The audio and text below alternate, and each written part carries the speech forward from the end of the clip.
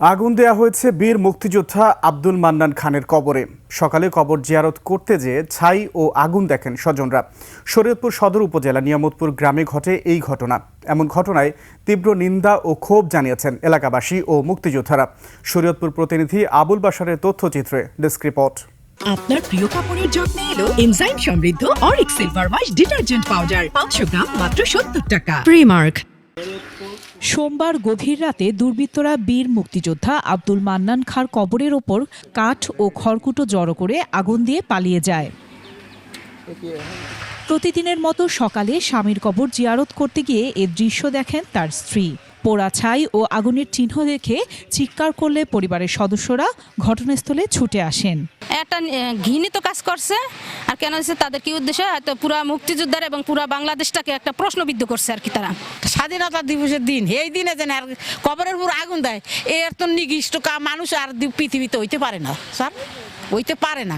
এর সুষ্ঠু বিচার চাই, তদন্ত করে আপনারা এর যা করার এই শাস্তি আর আপনারা দিবেন।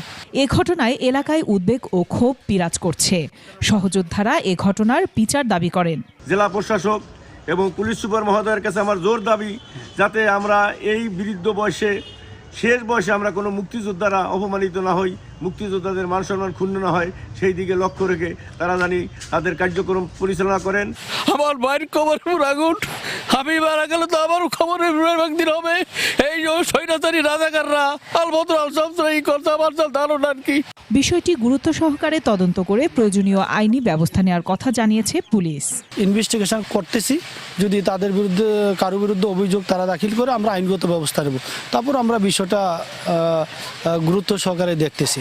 বীর মুক্তিযোদ্ধা আব্দুল মান্নান খান 1971 সালের মহান মুক্তিযুদ্ধে পাকিস্তানি হানাদার বাহিনীর বিরুদ্ধে লড়াই করেন।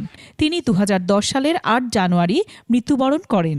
বসতঘরের পাশেই পারিবারিক কবরস্থানে তাকে দাফন করা হয়। আফসানা নীলা, 21 টেলিভিশন।